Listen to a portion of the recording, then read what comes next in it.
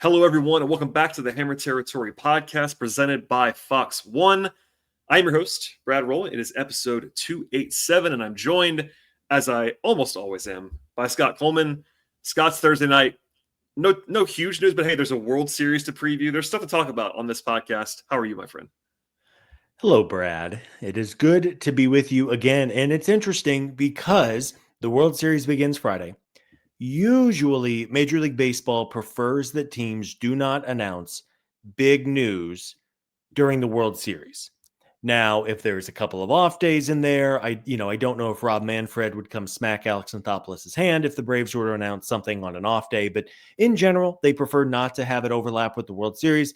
We will see what the next 5 to 10 days hold, but we are getting closer and closer to the off season officially being here. We certainly are, and there's plenty to discuss on the pod today. I will say at the top, we don't really do this a lot. If you're watching on YouTube, I'm wearing branded apparel right now. I'm wearing a Hammer Territory shirt, and these are available to buy. If you're a sicko like us, HammerTerritoryShop.com. You can buy these. You could buy this exact shirt if you'd like to. Also, please subscribe to this podcast anywhere you find your podcasts. Also, please patronize the good folks at Fox One who have the World Series in its entirety. We're diving right in, Scott. So you just said it. You're right.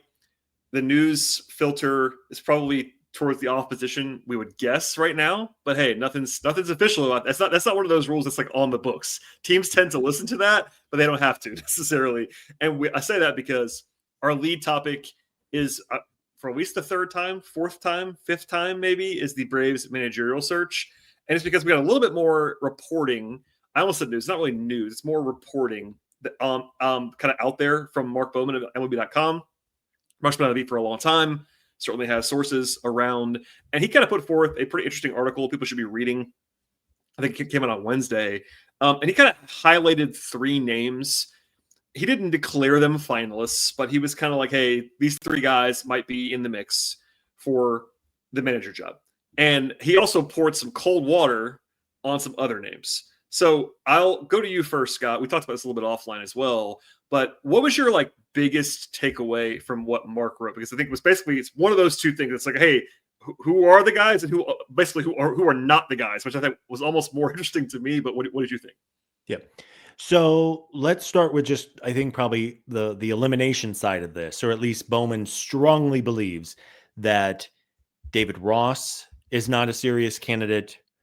Walt Weiss is probably not a strong candidate, and Mark DeRosa is not a strong candidate. Of course, that trio, I think, 5 minutes after Brian Snitker announced that he was retiring as manager, those three names immediately shot up to a lot of people's lists because of the familiarity with the organization. But Bowman said pretty definitively that trio of DeRosa, Ross, and Weiss are not really finalists at this point. Maybe they got an interview. We'll see. But my big takeaway from Bowman's article, and again, just Mark Bowman's speculation here, but he's been keyed in for a long time, is that the trio of finalists that he believes for the job, one of them is Danny Lehman, the current Dodgers bench coach. One of them is Ryan Flaherty, the current Cubs bench coach, who of course played with the Braves in 2018. And the third finalist is a person we've talked about a bit on the show in the past, is George Lombard, who is the current Tigers bench coach and has Atlanta and Braves connections. My big takeaway, Brad, if that is the final three that Alex Anthopoulos is deciding between, I am on board for any of those three. We'll talk about why, but I mean, they check off a lot of boxes. I guess if you asked me a month ago, what am I looking for in a new Braves manager? All three of those candidates do things that I was really interested in. Yeah, I agree with that. And I think Bowman also put in John Gibbons as a name to kind of cross off too. That was one that kind of made the rounds because he has Alex ties, for example. Bowman was pretty much like, I think he even cited a source saying that he's not a candidate. And also Eddie Perez, who I don't think was really going to be a candidate, but he was on that internal list with Weiss. But yeah, I agree with your broad takeaway. These three guys, if the Braves announced any of these three tomorrow, that's my test. It's what would my reaction be? And I'd be like, all right, I'm good. And I think we said that about George Lombard last time you and I talked on the podcast a few days ago, and he's on this list, so I agree with that. Flaherty has a great reputation, former Brave, but not like that's not why I would want him. But seems to be a guy who's like well qualified for the job, younger guy, for example, good energy. And then Lehman got a lot of heat in that Bowman piece, and I think it makes sense, especially if you want to be a not necessarily conspiracy theorist, but if you're thinking why are the Braves taking so long, my reaction is that Alex tends to take a while when he wants to, but also you could say if he wants to hire Danny Lehman, he can't really do it right now. Like I guess he could, but it's a lot easier to hire the Dodgers bench coach when the Dodgers are not playing anymore. And guess what? They're in the World Series. So the dots would make a lot of sense to be connected if they hire Lehman in 10 days or 14 days, and it'd be like, okay, maybe he was their guy all along, and we'll see. But yeah, I mean, we talked about Lombard a lot. You want to go through some of like the qualifications and stuff from Lehman and Flaherty because those guys. Yeah. I mean, Flaherty's more known to Braves fans because he was a player here, but Lehman's a guy that like I'm sure people had not even ever heard of or thought about, to be honest.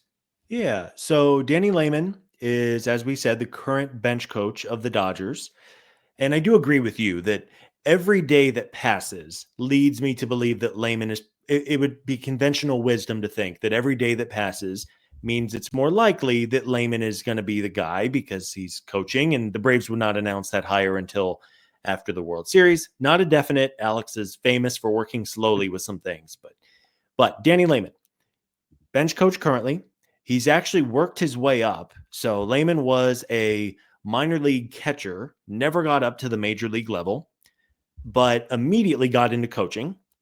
He became the Dodgers video coordinator in 2015 and served in that role for 3 years. And that's actually when Lehman and Anthopoulos crossed paths. So as a reminder, Alex was with Toronto, left Toronto to be with the Dodgers for, I think, 2016 and 2017, and then, of course, took the Braves job, and the rest is history. So that's where Alex knows Lehman. And Bowman did mention in his article that Alex and Danny have stayed in touch over the years, for whatever that's worth. Lehman was then promoted to the game planning coach in 2018 and served in that role for 5 years. And believe it or not, game planning coach with the Dodgers is a uniformed position with the team on the bench, which is not a small thing because then you're in the dugout for all the games. And then in 2023, Lehman was promoted to bench coach.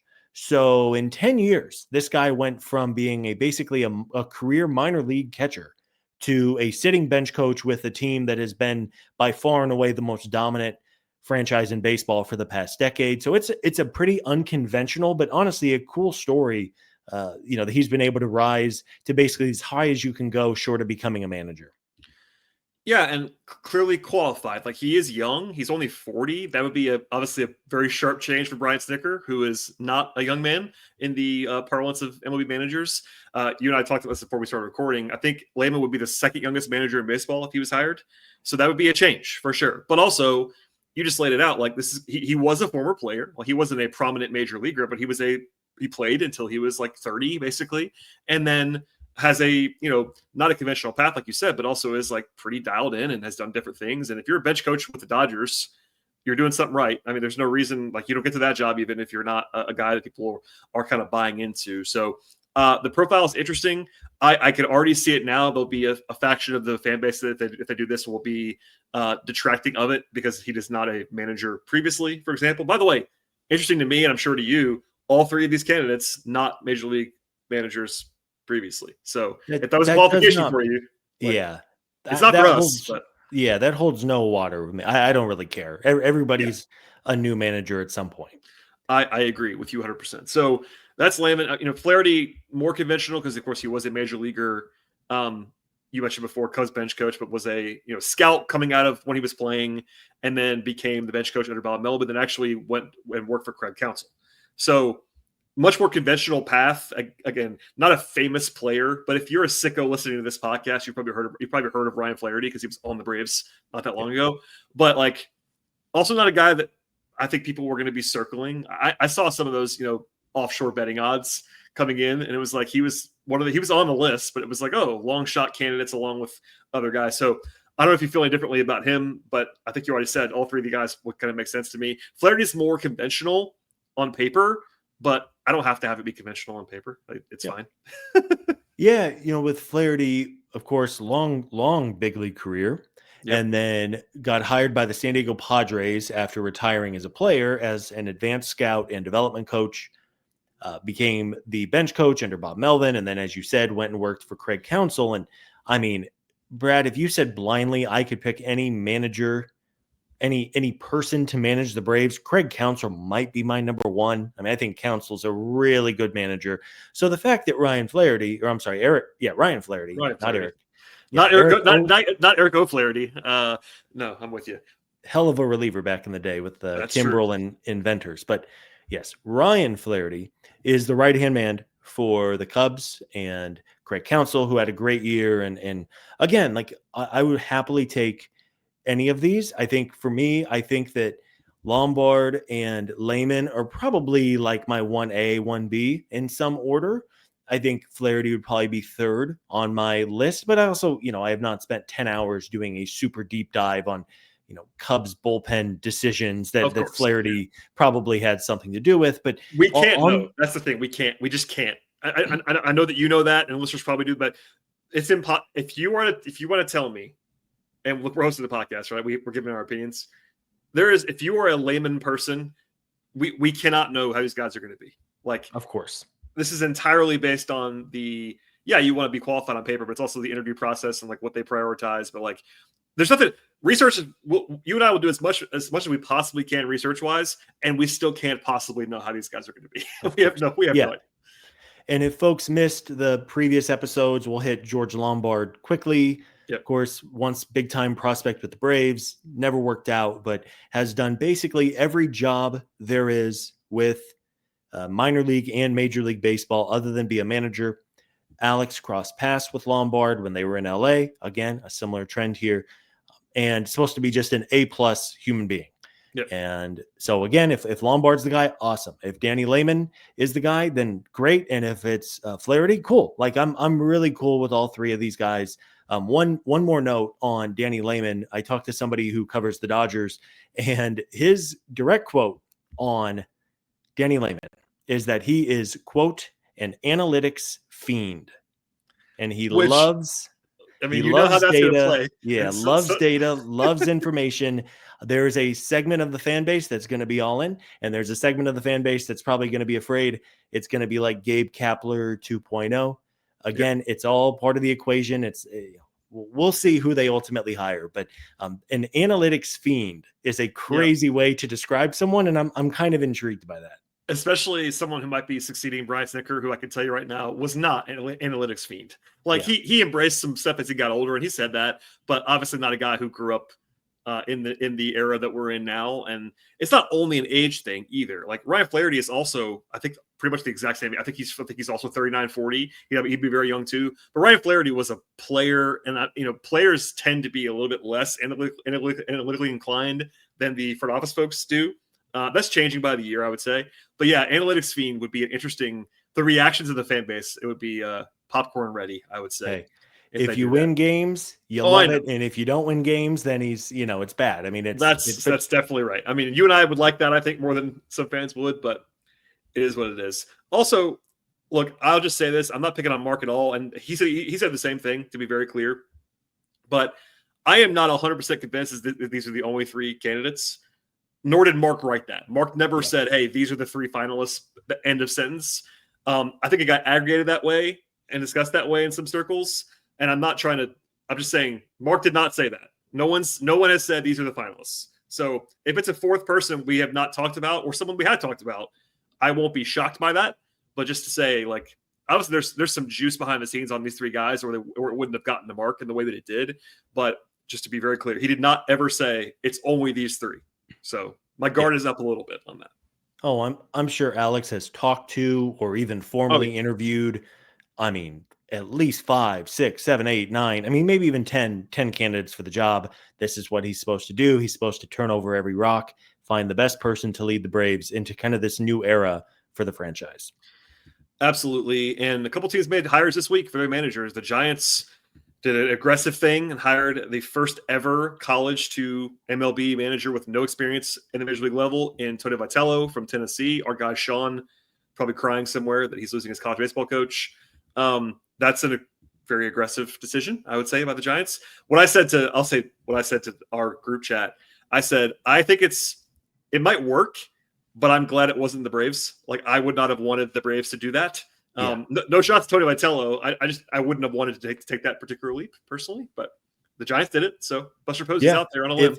You know what? If it goes well, you can bet that's going to become more of a thing. And if it goes horribly, everybody's going to laugh at Buster Posey and the Giants and think, yeah, dude, this guy had never, like, what are you thinking? So that was a fascinating hire. And then the Angels hired former Braves catcher Kurt Suzuki, which is like whatever, first-time manager, former player, respected guy. But also, the thing that I had to bring it up, Scott. They gave him a 1 year contract. That's the thing that happened. They hired a manager for the first time, not an interim, not a promotion, a hire with a 1 year contract. That is absolutely insane behavior. Absolutely insane. The only justification I saw for giving Kurt Suzuki a 1 year deal is that Perry Manassian, former Braves front office exec, that is true, who left for Anaheim a couple years ago, only has 1 year left on his contract, which was like a 5-year deal when they brought Perry over. But so they're kind of joined at the hip. There's also but like, what are you doing, man? The Angels there's a reason if you go to Los Angeles that literally 98% of the people in that metro area, very large metro area, are Dodger fans and not Angel fans. That is a good example of what's going on there. So, hey, it might work, but that's just crazy process. Anyway, that's our latest on the managerial search with the Braves. There'll be more in the future, and eventually we're going to have to hire somebody, and we'll talk about it, I promise you, on this podcast. More to come later on in the pod. But first, a word from our friends at DraftKings and the Player Spotlight segment on today's show. We're sponsored today by the good folks at the Pick Six app from DraftKings, the official daily fantasy partner of the NFL. And today, our spotlight player is Matt Olson. And there's a hook to that. I'm not just picking Matt Olson out of thin air. Matt Olson won the Fielding Bible Award at first base today. If you're not a total sicko, you may not know what that is. Gold Glove is a lot more famous than Fielding Bible. But if you're in the industry, Fielding Bible is kind of the one that's got a little bit more prestige at this point. Gold Gloves have kind of been... They're not always wrong, but they're not always the best, we'll say. And Fielding Bible is like a very, very respected body of voters, and Matt won unanimously. And this is a major league award as well. This is a full major league award, unanimous selection at first base. So shouts to Matt Olson. He had a heck of a season. Also, I'll talk about this later quickly with somebody else on the Braves, but Matt was also named a Silver Slugger finalist in the National League at first base, as he should have been. Had a great year, and a shout out to Matt Olson. Yeah. Really great year all the way across the board for Matt. And what's funny, Brad, when that trade happened 4 years ago, everybody in Oakland was, Matt can really mash, hits a lot of homers, but his defense is so good. And it's funny because the first year or two with Atlanta, I was a little underwhelmed by Olson's defense. He had a couple of gaffes where, like he would just whiff on a couple of throws and like ball would bounce out of his glove, like things that were probably more fluky than anything. But man alive, the last couple of years, last 2 seasons, and especially this last summer, Matt Olson can really play some defense at first base. He is like a block wall over there, and you just don't get anything past him. And I mean, even his like patented running down the foul line over the shoulder catches. I mean, he, off the top of my head, I could think of at least a few where he made like national headlines or, national video segments because of his work in foul territory. So yeah, really a great year for Matt, deserving of the award.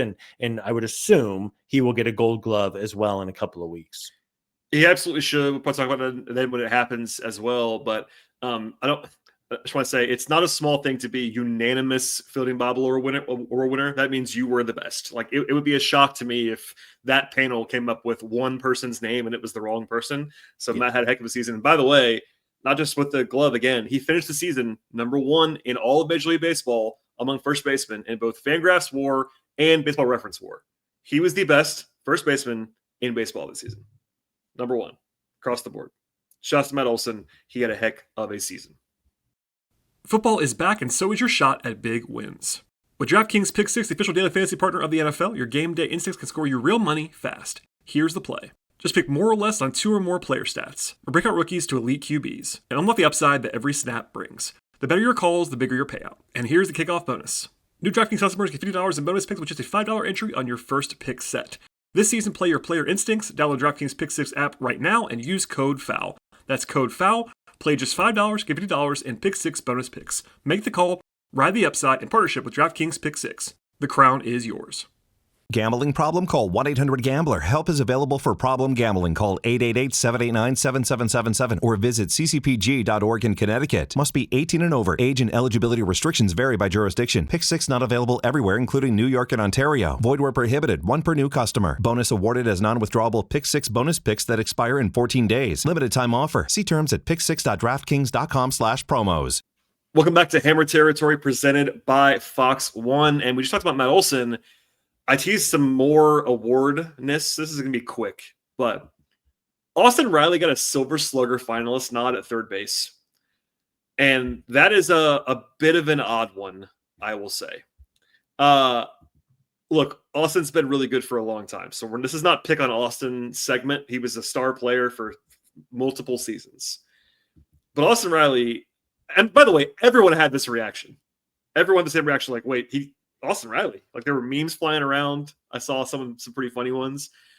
But there were also 3 players who got finalist nods at other positions, not in the outfield, but they're almost like, was there a tie? I think there had to be a tie because there's 4 third basemen for some reason. But they are Riley, Manny Machado, Max Muncy, and Matt Chapman. And if you look at the numbers, we won't go through all of them. I don't know why Riley got a finalist nod. He had a 103 WRC plus in 102 games. So he was just average and he got hurt. And I don't know what that combination means. One more thing for you, Scott. He wasn't top 5 among third basemen in the National League in any of the categories that would net you this award or even recognition. WRC plus, OPS, pick your one, home runs, slugging, any of those things. So I'm not trying to make fun of Austin, but this is a weird one, man. It's like, why? I don't get it. Yeah. Hey, good for Austin. I hope for his sake. Cool. Maybe in his contract he has an incentive where he gets like $50,000 if he picks up a Silver Slugger nomination and go buy his, a friend a new truck or something like that. But the Braves Foundation would love that if that was the case. 1%. There you go. Braves Foundation. Give all dollars. Give that 1%, that $500 to the foundation. But yeah, I mean, it's sure, why not? Awards voting in baseball is funny. It was a weird year at third base in the National League. Like your older brother, first and third base were just absolutely loaded with boppers. And, it's changed a little bit over the years. But hey, you know what? I think even Austin with Truth Serum would probably say he was a little surprised, but maybe it's a 5-year running award or something like that. Yeah, I'm confident there was some, lifetime recognition there for Austin getting the. But I mean, it is worth at least noting third base was very down in the National League. There wasn't anybody that had this like crazy profile. They were better than Austin, but we'll leave it there for now. That was kind of a funny one. The other one worth mentioning on the awards side quickly is that Nick Allen finished second at shortstop in the Fielding Bible Awards. Again, that's all Major League Baseball. He didn't win it, but he finished second in the voting. And also I saw the voting today, he got multiple first place votes. So he was pretty close to winning. And another reminder, as we talked about last week on the show, Nick Allen, great defender. Full stop. Yeah. So elite. Yeah, elite range. Just really, really, really good defensive shortstop. If Nick Allen could even hit just a smidge, he would be a very, very, very valuable Major League shortstop. But we saw, he never hit with Oakland. He did not hit with the Braves. It was painful to watch. But hey, good for Nick getting the recognition he deserves for his glove. Absolutely. This could be not a deep dive, but there was a piece from Mark Feinsand of MLB.com that was making the rounds, and it has to do with free agency. So the World Series, we'll talk about in a second, has not begun yet. The real fun does not begin until after it's over. But we're starting to get the slow drip of free agent previews and free agent links, things like that. And just to say this out loud, Mark was not reporting that the Braves were in on any of these players, but the whole concept was, here's a list of free agents, and I'm going to give you a few potential landing spots for all of these guys, right? That's the whole framing. Read the piece. Interesting piece. Mark does a good job. The Braves were listed as a potential fit for 4 players on the list. And for me, none of these are terribly surprising. I don't know if you had a different reaction than I did. I don't agree with all four necessarily, but they weren't surprising. So I'll just name them real quick, and we'll dive in one by one quickly. Bo Bichette was one. Robert Suarez, the closer for the Padres, was one. Devin Williams, the reliever for the Yankees, was one. And then Jack Flaherty, the Tigers starting pitcher, was one. That's the four guys. Anybody surprise you, and anybody that you disagree with out of those four? Nobody necessarily surprised me. I will say of the group of Bichette, Suarez, Williams, and Flaherty. I mean, let's just go one by one, Brad. Yeah, I mean, sure. Let's do it. Bo Bichette, Bo Bichette we've said it before on the show, but Bo Bichette defensively is not very good. That's being nice. He is a terrible defensive. He is not a shortstop. Is the answer for me. Yeah, but yeah. So I don't think the Braves are going to sign Bo Bichette. The only world where I could see it is if Bichette's market does not develop and he ends up taking like a 1-year deal or a 1+1 deal or something like that. And every now and then there is a free agency that gets weird for a player. Everyone thinks he's going to get a 6-7 year contract and then doesn't, it just never materializes for him. And he takes a 1-year, kind of like what Pete Alonso just did a year ago. True. So I'm not saying it's 0% with Bichette. And I think if you could get him on like a 1-year deal and Ha-Seong Kim's market goes elsewhere, I think you could live with it because he can still really mash. I mean, he can really hit for being a shortstop or even a fake shortstop. But I mean, that's kind of my take on Bichette. Yeah, I mean, just to throw some numbers at you quickly, I just double check this. Bichette was literally first percentile, and that's the bad direction, in outs above average this year at shortstop, the worst in the league. And Fangraphs, they have their overall defensive value metric. He was dead last in the majors at shortstop. So it's not just our opinion. Like the numbers tell you, he's not a shortstop at this point. And go ahead. I was going to say the only thing, and maybe the Braves feel differently, but the only thing is that the turf in the Rogers Center in Toronto is notorious for being difficult. So maybe they think getting off that turf would help. I mean, it's not going to hurt, but the range, like for instance, outs above average, like his range is also like terrible. Yes. That's not a turf thing. That's I can't move at shortstop. I am not campaigning for Bo Bichette. I know you're not. It's one of those things where I think if Bo Bichette's a Brave, it's because something's happened with Ozzy or something, and they haven't played second base. But that's down the rabbit hole that we won't have to go down today. But I also get why he's on the list for the Braves, which is why I said I wasn't surprised, because if you just see shortstop and where the Braves are with no shortstop on the roster until Ha-Seong Kim is resolved, like obviously that makes sense. The Braves are a prominent team with a need at shortstop. It is what it is. The other guys are all pitchers. There's 2 relievers, right? Robert Suarez, Devin Williams. They're both Suarez is going to be 35 soon. Like he was really good with the Padres. Williams was not as good results-wise with the Yankees last year and got a lot of heat with the Yankees because it's New York media and his ERA wasn't very good. These guys are both good. And I think, as discussed many times already this offseason, the Braves could use another arm in the bullpen. So pretty logical to me they'd be linked to either one of them. Devin Williams, the airbender, he had an ERA in the 4s and, of course, just did not go super well with the Yankees in that market. But man alive. I mean, Devin Williams is disgusting. I mean, his stuff is nasty. If you look at his Baseball Savant and StatCast pages, his pitches are still ranked among the very best in the game. So maybe because he had an inflated ERA, Williams will have a more reasonable market. And if the Braves want to sign him to be the new closer, all day long. For sure. And similarly, with Robert Suarez, the closer in San Diego, very, very good. 76 saves the last 2 years and a 2.87 ERA. Throws hard, really lives off his fastball, which is interesting for a closer. But either of those guys, if the Braves move on from Raisel Iglesias, I would happily welcome either of them as the Braves closer in 2026. Yeah, 2 very logical guys to at least monitor. Doesn't mean they're going to do anything with those, but they would be very reasonable fits. Jack Flaherty, I don't want to talk out of both sides of my mouth. I've been consistent in saying the Braves should try to acquire a quality starting pitcher. Yeah. I also don't love Jack Flaherty and never have. So, and also he has a $20 million player option that he might actually pick up anyway. So I don't know what I can tell you this. My reaction would be to completely dependent on what the number was on Jack Flaherty. I think he's fine. I don't think he's bad at all. Like, he would help the Braves, but I also wouldn't want to give him a massive contract. So that's kind of what it comes down to for me on Jack Flaherty. So what you just said a moment ago is absolutely right. The Braves have to add a starting pitcher this offseason. I am confident it would not be Flaherty for one reason. Years ago, Flaherty and Ronald Acuna Jr. kind of chirped at each other, and Flaherty was talking some stuff in the media after the game. This was in 2019 after the NLDS. So for that reason, I'm not saying it's an absolute zero, but I mean, I'm putting it at like 1% because I don't think Alex Anthopoulos would want to welcome that, fire and gasoline and fireworks that could happen. There's going to be plenty of other pitchers out there better than Jack Flaherty who do not have a history of kind of jawing with Acuna quite a bit.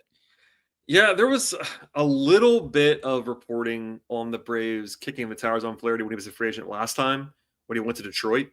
But I don't know how serious that ever got. I'm not saying it didn't get there, but there was a little bit of something. We talked about it a little bit back then. Yeah. But yeah, it comes down to the number. But I get also, all that aside, him being on a list for the Braves does make sense. Like on a national list, hey, this guy's a free agent. Who would he maybe fit with? The Braves are a team that would make logical sense. They need a starting pitcher. He's not going to be crazy expensive in the way the Braves wouldn't pay him. If he wants to take a short deal, all those things. So 4 names to look at. We just wanted to highlight them. It doesn't mean anything right now. It's even Mark Feinsand would certainly admit he was not reporting that any of these guys are going to be Braves in the future. But it's good internet fodder in October. Every starting pitcher should at least be a potential fit for the Braves. I think they'll call on basically everyone and try to find that perfect sweet spot of contract and dollars, or if they want to go the trade route, there's a lot of options. It seems like this offseason to add a starter of some kind. All right, Scott, let us in a second do a little bit of a World Series preview and also mention a name the Braves actually signed to a contract in this week. It wasn't a big name, but a name anyway. First, though, a word from our partners on the show. Let's take you through the Arena Club Slab Pack experience. This is part 2 because Todd Father last week pulled a card that he didn't love, yet he sold it back for actually more than what the slab pack cost. This time, pulls a card that he likes. Yeah, and this is the best part of it. Ronnie Mauricio, the Mets standout, rookie sensation. He's been absolutely phenomenal. I like the itch of seeing what you're going to get. I like prospects. I don't love them, but seeing this kind of card is actually absolutely beautiful thing. I know a couple people around town that would absolutely love that card. So there's going to be a lot of conversations going on here for Arena Club. And what you do is you have it in your digital showroom. If you want to hand it out locally, then cool. You ask Arena Club to send it to you, and they do, or you can sell it back like you see there. Instant offer for $193, but he's keeping it. And you can do what Todd Father does by going to arenaclub.com/Val and getting 20% off your first card purchase or your first slab pack purchase. All right, Scott, welcome back to Hammer Territory presented by Fox One. And before we get to the World Series, the Braves did sign Austin Nola this week. Brother of Aaron Nola. Not as good as Aaron Nola, though, unfortunately, for the Braves. But a minor league deal with in spring training for the veteran catcher. Austin Nola was a good catcher a few years ago, like a starting level catcher, a couple of different teams, but he'll be 36 soon. And he has 41 major league appearances over the last 2 seasons combined. Yeah. So a name people recognize, and obviously the Nola connection is why he kind of makes some news. We won't talk about every single minor league signing that they make this winter, but it was one where it's like, okay, I've heard of that player. I know who he is. I think if I had to guess right now, he won't be on the team in April. But anything else to add on that one? Yeah, I think because we do not know what the future of Sean Murphy holds in terms of just his recovery from the hip surgery or a trade, but I think just you don't know what Murphy's going to be like in the spring. I think the expectation was that he will be ready for most of spring training and opening day, but on the chance he has a setback or he needs to miss a couple of weeks, you're going to need a veteran catcher to go with Drake Baldwin for a couple of days. And sure, you have Sandy Leon, you have Austin Nola. They have Chucky Robinson, I think, is still in the organization. I mean, there's some options, but yeah, I mean, ideally, assuming they don't trade Murphy, I think you're going to see a lot of Baldwin and Murphy come 2026. Yeah, and this kind of player is very available. Oh, if you want another version of Austin Nola, you will sign that version of Austin Nola between now and March. I'm not trying to pick on him. It's just like, he's very clearly like a third organizational depth kind of catcher at this point. And it's a name you knew, but there you go. Okay, Scott, let's preview the World Series quickly. That'll just for a PSA, if everyone wants to jump off, you shouldn't. You should stay with us.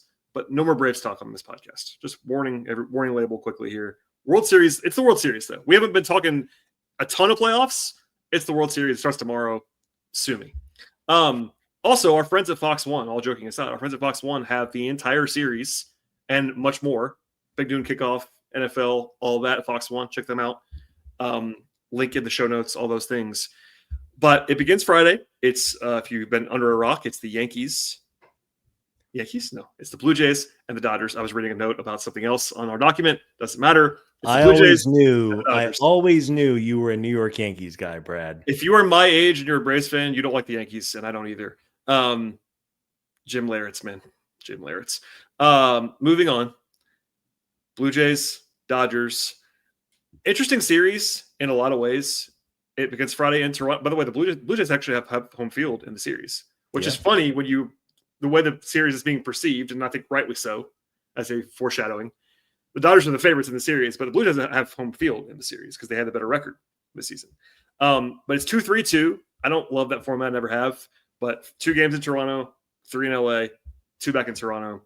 I'll ask you broadly, where are you at with this? Because, the Dodgers are a rival team for the Braves. You're also closer to being out there. LA is not too far from you if you turn left. From where you are in Arizona. Thoughts? Feelings? Anything? Thoughts? Feelings? I mean, with reason, the Dodgers are going to be the favorites. They're healthy. They have $1 billion roster. They have luxury tax payments more than a lot of teams' entire payrolls. I mean, it's crazy to me, but I could go on a 20-minute rant about the current financial state of Major League Baseball. Please do. I'll just log off right now. I'll just mute my microphone and wind you up, and we'll do it. Just talk to myself and check back in 20 minutes. There you go. But I do think the Blue Jays have a chance. And, you think about that lineup right now with Vlad Guerrero is just out of his mind. George Springer has a long history of big-time playoff moments, has beaten the Dodgers in the World Series, even if there was an asterisk next to it. So my head tells me to pick the Dodgers, but I don't know, Brad. Maybe we're going to get a weird series. Sometimes the ball just has to bounce your way a couple of times. And, I absolutely think Toronto could win the series. Yeah, and if you're a listener to this podcast for a long time, none of this will surprise you, what I'm about to say, coming out of my mouth. But I firmly believe the Dodgers are the better team. The Dodgers are the best team in baseball on paper, and now they are healthier than they were most of the season, and they're the rightful favorites to win the series. Yep. I also think that people are already, and naturally, I get why, overstating their win probability in the series. Because baseball is random. Yep. And I mean that lovingly. I love the sport. But a 7-game series, and look, they're not playing the Pirates. The Blue Jays are really good. They're not as good as the Dodgers on paper, but they're a good team. They have home field, which matters a little, not a ton, but a little. And yeah, our friends at DraftKings have the Dodgers at minus 215 right now. If you told me, okay, pick the series with no odds, I pick the Dodgers, right? If you said you have to bet your own hard-earned money on one side at the price currently, I take the Blue Jays. I really would. Because I think I think people might think it's like a 70-30 series, and that's not, I believe, what a series like this is against a good team over 7 games. I think the Blue Jays are very live to win the series. This is a talented group. They got star power too. Vlad has been, like you said, out of his absolute mind. George Springer, huge home run to get here for the Blue Jays. They got a real pitching staff. I'm excited to watch it. And look, I don't hate the Dodgers in the way that I do the Mets and the Phillies. I don't, but I also don't want them to win the World Series. I'm rooting for the Blue Jays. I'll be open about that. I'm definitely rooting for the Blue Jays in the series. So everyone is. But they got a shot. I really think that, objectively speaking, I think they're 40%, maybe even more to win. I wouldn't pick them, but they got a chance for real. Yeah, absolutely. And I think home field is home field in baseball is about as small of an advantage as there is in the four major American sports, but it does feel like you take it all day long. And if you're Toronto, man, game one, and saying you need to win game one of a best of 7 is not exactly rocket science, but if Toronto goes out and gets blasted in game one, I think we can all probably do the that's all, folks. I agree. But also, I mean, I'm sure you saw the videos like I did of, I think it was Vlad after game 6, which one of the games, what game that Vlad had the huge game. And there was that video of him doing the walk-off interview after the game on the field and his perspective. And that place was going berserk. And that was like 15 minutes after the game was over. It was going nuts. And in Spring, that's a real atmosphere. Toronto, that place is going to be rocking on Friday. And hopefully, to your point, they're not down 5-0 in the second inning, and it's like there's no juice left in the building. If the game's close, it's going to be pandemonium in there. And you're right; it's not as big of an advantage as it would be in other sports, but that does matter. And I'm not trying to cope. The Dodgers are loaded. I think it's annoying. I get it. They better be loaded, Brad. They spend $900 million every winter. Yeah, it's all annoying. We'll save that for maybe a dead period on the calendar where we can talk about the issues with the baseball revenue model and all that. But they are awesome. But the Blue Jays are a real team too, and they beat the Mariners. The Mariners are really good too. They just beat them. So. And the Yankees. I mean, they dog walk the Yankees. They sure did. And the Dodgers are 9-1 in the playoffs, and I get it. They've been absolutely rolling, and they're picking at the right time, and it is annoying. But there you go. We made our picks now, to some degree. I do want to make you on the record, just for fun, because pick the MVP. Ooh. Because we have DraftKings odds, our friends there, and the series is what it is. I think most people that are like us are saying essentially the same thing. Like the Dodgers are the favorites. They have to be the pick if you're with the proverbial gun to your head, but also the Blue Jays are alive. That's a pretty natural thing to say. Yeah. MVP is harder because you could just say, hey, Shohei Ohtani for all the money, please, which is reasonable. He's the best player in the world. So whatever, but you have a pick? We are going to go for money, just like all those guys in the NBA, Brad. I'm going to go money line, Toronto Blue Jays, and I will take Vlad Jr. as MVP. I believe you can get Vlad Jr. as plus 600 on the betting odds. That would pay nicely. I might be able to, go out and have a nice night on the town whenever that cashes. So I'll say Blue Jays in 7. Why not? And Vlad Jr. Blue Jays in 7. Whoa. Blue Jays in 7. Rogers Center explodes. The entire city goes nuts, partying in the streets. And I mean, Vlad has like a 1,500 OPS in the playoffs. I mean, he is having an all-time October. Yeah, he has been locked in, and I'm glad for him because he signed that massive contract, and it wish you want to be awesome early on in that contract. And he was good regular season, but he wasn't absolutely incredible. But yeah, he has a 1,440 OPS in the playoffs. That's a real number. All right, I'm tempted to pick Ohtani. Even Ohtani at DraftKings is plus 160. That's an insane number, but also he's an insane player. So it's doesn't even seem crazy. He is pitching, and the game he had last week. What are you gonna say about that? My pick, non-Ohtani division, is not old friend Freddie Freeman, although he could win it again. I would go with Max Muncy at 25-1. Part of that is that it's not Ohtani, and I don't want to pick Ohtani. But Max Muncy is a guy who gets really hot sometimes, and also is a guy that's going to play every day in the series, and we know that already. That combination, there's the porch in Toronto. I think it would not surprise me if Max Muncy hit 3 home runs in the series, and if you do that, you're kind of right there. Sure. So 25-1, Max Muncy is the pick, and I will say Dodgers in 6. Dodgers in 6, because less than that feels insulting of the Blue Jays. So Dodgers in 6. It might be famous last words, but I think Toronto can absolutely hang. And again, man, sometimes I think about that NLCS in 21, right? That ball goes up the middle and Trey Turner whiffs on it and the Braves walk off. And then Eddie Rosario, an unexpected player for Toronto, just goes nuts for 5 or 6 games and carries them to a couple of wins. I mean, that's both the beauty and curse of baseball. anybody can win a series, but also anybody can lose a series, and we'll see. I'm hoping for just a good competitive series, and then hopefully not much long after the Braves start kind of get the ball rolling on a manager, and if they don't already, a manager, and figure out shortstop and all those good things. Yeah, and then I forgot to look this up earlier, so I just did it now. Fangraphs and their playoff odds that are run by Dan Szymborski, the Zips creator, they have exactly what we just laid out. Like he basically has the Dodgers as like a 55% favorite in every game in the series, which is like, that's natural. And they're like 59% to win the series. That sounds exactly right to me.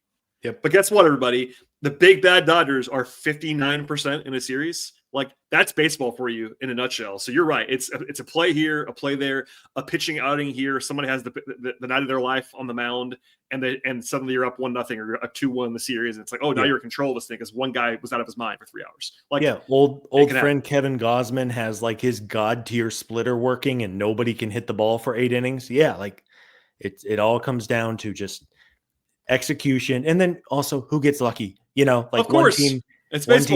One team has bases loaded and hits 110-mile-an-hour rocket ship right at the center fielder, and the other team bloops 3 balls to nowhere, and they come back to win the game. I mean, that's again both the beauty and the madness of baseball. We love baseball in this space, and again, one more plug for our guys at Fox One. The games are Friday, Saturday, Monday, and Tuesday for sure, and then if necessary, you got Wednesday the 29th. Game 6 is on Halloween. That'll be interesting if it gets that far. In Toronto on Halloween. Shout out Adam Duvall's Grand Slam in the World Series was on Halloween night. I remember this because I turned off every light in our home, so no kids came to my door that night because I knew the World Series was on. So I shut off like our porch lights. I unscrewed like the lights next to our garage because I didn't want anyone coming up to the door. And they hit the Grand Slam. And I remember texting you and our old co-host Eric Cole, like, oh my God, guys, they're going to do it. Of course, everything after the Duvall Grand Slam did not go well, but hey, Jorge Soler, Dansby Swanson, Freddie Freeman, Max Fried pitched the game of his life, and the Braves won it all 2 days later. Yeah, I saw you posted the video of the Duvall Grand Slam the other day and said what we all remember. Like, that should have been the moment. It really should have been. That should have been it. And it was in the moment.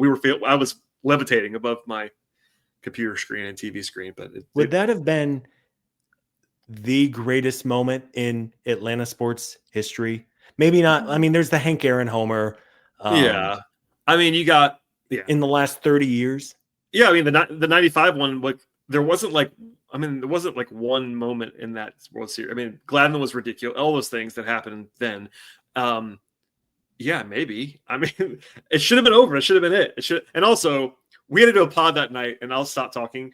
But we had to do a pod that night, and I swear to you, we were both thinking, "Oh no, they're going to lose this series. Like they're not going to do this, and this is going to be forever." It would have been the most 28-3 Falcons-y disaster if they had that Grand Slam, lost that game, and lost the series. But hey, they didn't lose it, Scott. They won. That's right, baby. What a run!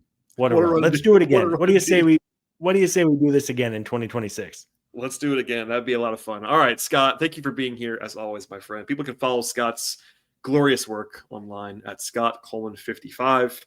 He is the world's happiest NFL fan right now because the Colts are rocking and rolling. I am less excited about my team right now than his team, but they're fine-ish most of the time. I'm a BT Rowland. Go ahead. You and me, we should fly to Germany and go to that Colts-Falcons game. I was going to pitch to you we do a live show at like 11 a.m. Eastern time in the middle of that game, but that would be a bad idea, I think, for all people involved. We won't do that. We will not do that. Subscribe to Hammer Territory, presented by Fox One, anywhere you get your podcasts, Apple, Spotify, YouTube, etc. I know you did a play with Steven the other night on this. We'll do it again here. If you're an audio listener, even if you're not going to watch this on YouTube, you can subscribe on YouTube. It takes 2 seconds to smash the button. We're looking for more subscriptions. 5,000, I believe, is the goal right now from our friends at Foul Territory. And again, I always say this. I'm not a YouTube viewer of podcasts myself most of the time. I'm an audio listener. But all the shows that I listen to, I have made sure to go like on YouTube because it doesn't take very long. It takes 2 seconds. You just subscribe. It's easy.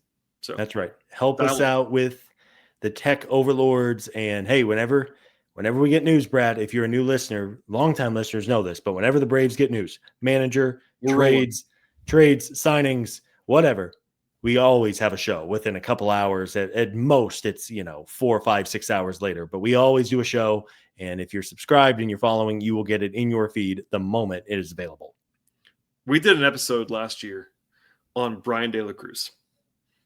Oh my God! That's all you need to know about us. Like we did like a 30-minute episode on Brian De La Cruz. So stay tuned, everybody. Please subscribe to the show. Tell your friends as well, and we'll see everybody next time.